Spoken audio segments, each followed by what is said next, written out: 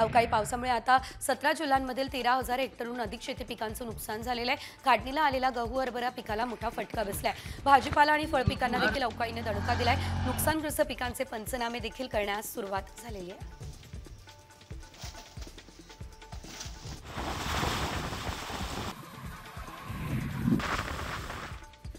जुन्नर या तालुक्यातले पिंपरी पेंढार या परिसरामध्ये गारांचा पाऊस पडलेला आहे। गारपिटीमुळे बागांचं मात्र मोठ्या प्रमाणात नुकसान झालेलं आहे। तर पाऊस पडल्यानं कांदा, द्राक्ष, डाळिंब उत्पादक शेतकरी चिंतेत सापडले।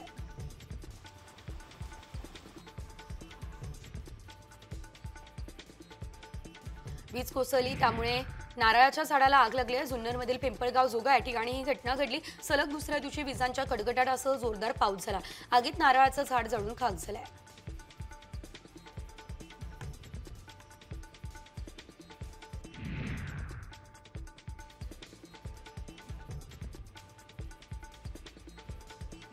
रायगड जिल्ह्यामध्ये वादळी वाऱ्यासह जोरदार अवकाळी पावसाची हजेरी बघायला मिळाली। खालापूर, खोपोली, कर्जत, पेण तालुक्यासह पनवेल तालुक्याच्या काही भागात वादळी वाऱ्यासह जोरदार पाऊस झालाय। या पावसानं आंबा बागांसोबत वीटभट्टी व्यावसायिकाला फटका बसण्याची शक्यता आहे।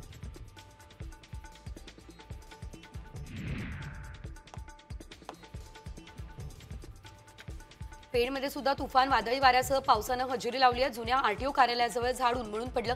अचानक आलेल्या अवकाळी पावसाने भाजीपाला विक्रेत्यांची मात्र तारांब उडाली।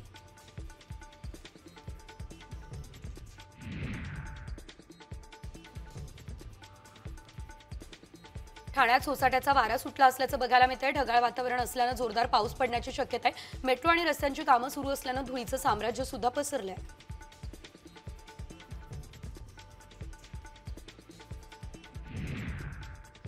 अंबरनाथमध्ये सोसाट्याच्या वाऱ्यामुळे सर्वत्र धूळ पसरली आहे। अवकाळी पाऊस पडण्याची शक्यता आहे। काळे ढग सुद्धा दाटून आलेले आहेत।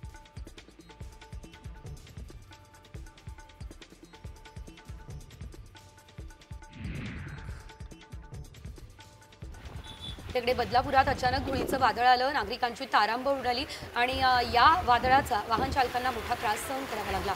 धुळीचं वादळ आल्यानं वाहन चालक आणि नागरिकांची तारांब उडाली आहे। बदलापूर आणि वांगणी परिसरात पावसाच्या तुरळक सरी सुद्धा कोसळल्या।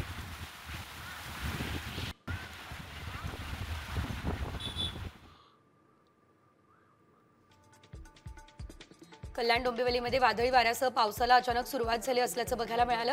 याशिवाय जर आपण बघितलं तर कल्याण डोंबिवलीमध्ये वादळी पावसामुळे घराबाहेर पडलेल्या नागरिकांची तारांब उडाली। उकाड्यापासून हैराण झालेल्या नागरिकांना दिलासा मिळाला।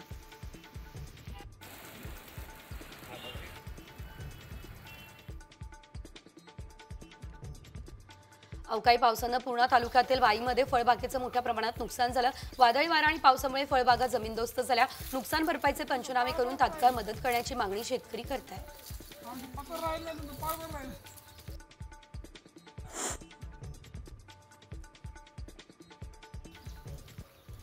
कल्याण जवळच्या आंबेवलीमध्ये वादळी वाऱ्यामुळे भलं मोठं झाड उन्मळून पडलं। यामध्ये 4 ते 5 दुचाक्यांचं नुकसान झालंय। सुदैवानं जीवितहानी झालेली नाही। अग्निशमन विभागानं घटनास्थळी धाव घेत झाड हटवलं।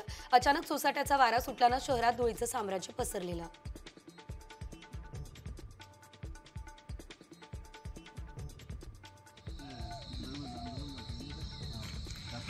बुलढाणा जिल्ह्यातल्या सोमठाणा या गावामध्ये गारपीट आणि वादळी वाऱ्यासह झालेल्या अवकाळी पावसानं मोठं नुकसान केलेलं आहे। सोमठाणा या ठिकाणी शेतकरी सुभाष जगरे यांच्या 5 एकर शेतातील पपई बागेचं नुकसान झालं। पंचनामा करून नुकसान भरपाई द्यावी अशी मागणी शेतकऱ्यांनी केली आहे।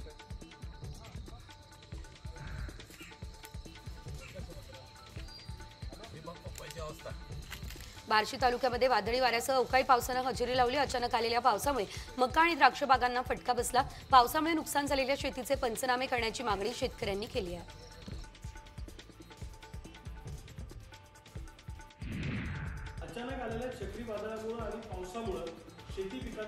अवकाळी पावसामुळे झालेल्या नुकसानीचे सरकारने तात्काळ पंचनामे करावे आणि नुकसान भरपाई द्यावी ही मागणी क्रांतिकारी शेतकरी संघटनेचे नेते रविकांत तुपकर यांनी केली।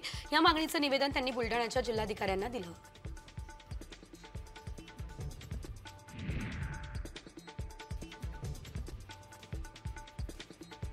गोदावरी काठावरील गावांमध्ये चक्क दुभत्या जनावरांसाठी मच्छरदाणी लावण्यात आली आहे। गोदावरी नदीला प्रदूषणामुळे जलपर्णीचा विळखा बघायला मिळतोय आणि त्यामुळे संपूर्ण परिसरात मोठ्या प्रमाणात डासांची उत्पत्ती झाली आहे। परिणामी माळसांगवीमधील काही गावांमध्ये प्रत्येक घराबाहेर जनावरांसाठी मच्छरदाणी लावण्याची वेळ आली आहे।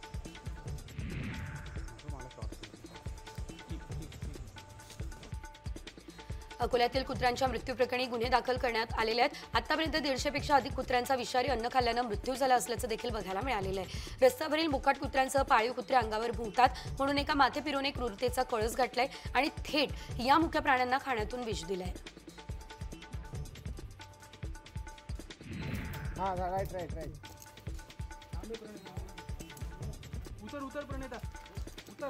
रायगडमधल्या सुधागडमधील खडसाईमध्ये कोरड्या विहिरीमध्ये पडलेल्या 2 दांडुकरांची बचाव पथकानं सुटका केली आहे। बचाव पथकाने जाळीच्या सहाय्यानं पकडून त्यांना बाहेर काढलं, त्यानंतर जंगलात त्यांना नैसर्गिक अधिवासामध्ये सोडलं।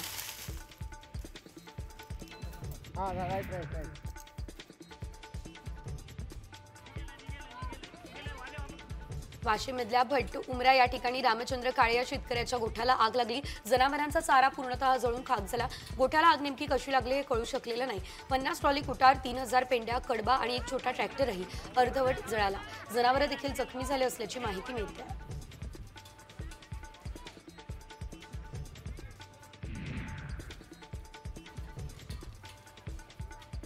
छत्रपती संभाजीनगरच्या वैजापूर तालुक्यातील नांदगावात भरधाव कार उलटली, 2 तरुणांचा मृत्यू झालाय। दर्शन पांडुरंग जगताप आणि राहुल राजाराम अशी अपघातात मृतकांची नाव आहे। अपघात घडताच उपस्थितांनी त्यांना तात्काळ रुग्णालयामध्ये दाखल केलं, मात्र डॉक्टरांनी त्यांना मृत घोषित केलं।